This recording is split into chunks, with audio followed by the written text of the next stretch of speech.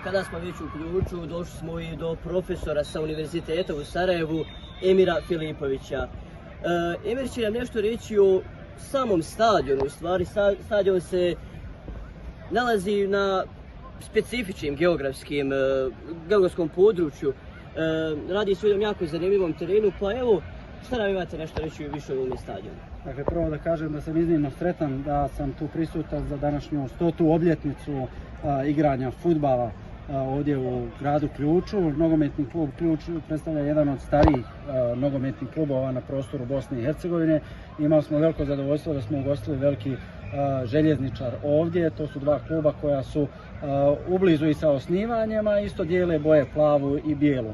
Na ovdašnjem stadionu, odnosno na terenu NK Ključ, koji se zove Stadion pod Lubicom, riječ je o jednom od živopisnijih stadiona u Bosni i Hercegovini, koji se nalazi pod brdom, odnosno pod planinom, odnosno pod Lubicom, kuda protiče rijeka Sana. Inače, u pozadini iza nas mogu se vidjeti ostaci utvrde srednjovjekovne tvrđave grada Ključa, koje je bilo sjelo, odnosno sjedište velikaškog roda Hrvatinića iz zemlje Donji kraj, gdje je čuveni herceg Hrvoje Vukčić Hrvatinić, splitski herceg i velikaš Bosanskog kraljevstva, po svim pretpostavkama bio rođen, odnosno njegov otac je tu također bio gospodara. I ovo je isto mjesto gdje se posljednji kralj Stjepan Tomašević predao velikom veziru Osmanskog carstva Mahmud Paši Anđeloviću 1463. godine, i tu je završeno jedno krupno poglavlje u prošlosti Bosne i Hercegovine. I ovdje su dakle generacije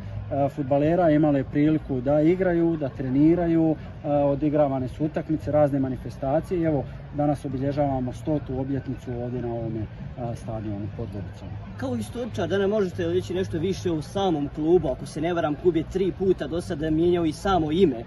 Pa evo, od 1923. pa do danas, kako je tekla ta historija kluba? S obzirom na činjenicu da je 1463. godine Ključ poslužio kao posljednje utočište posljednjeg bosanskog kralja Stjepana Tomaševića, u vrijeme kada je klub osnovan, on je ponio ime kralja Stjepana Tomaševića, i tako se i u novinama i u drugim izvještajima javlja ime Tomašević za nogometni klub.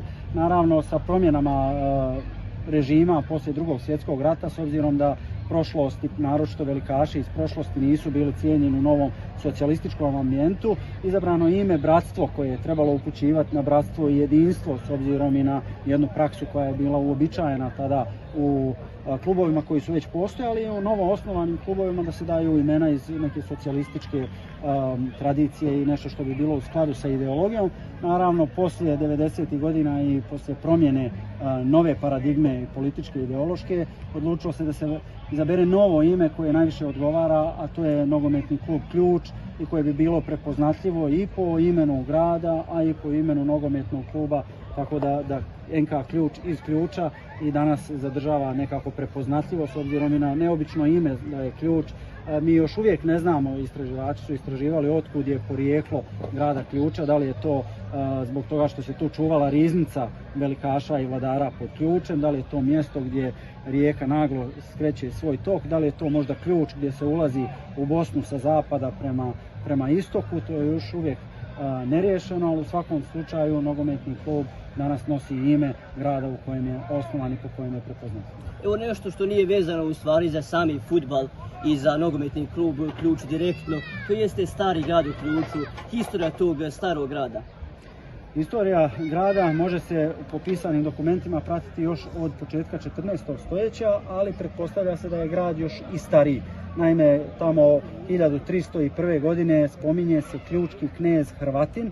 Njegovi potomci, koji se nazivaju Hrvatinići, stolovali su ovdje u Ključu i upravljali cijelim jednim prostorom koji se zvao Zemlja Donji kraj, koji je obuhvatao prostor porječja rijeka Vrbas, Sane, Plive i tako dalje. Tu su mjesta današnja Banja Luka, Sokol u župi Plivi, na riječici Sokošnici, Jajce i tako dalje. To je bio jedan veoma moćni rod iz kojeg je potekao i Hrvoje Vukčić, poznat kao i Hrvatinić, veliki vojvoda Rusaga bosanskog, odnosno Bosanskog kraljevstva, koji je tu titulu dobio 1380. godine od kralja Tvrtka, naslijedivši svoga oca Vukca Hrvatinića.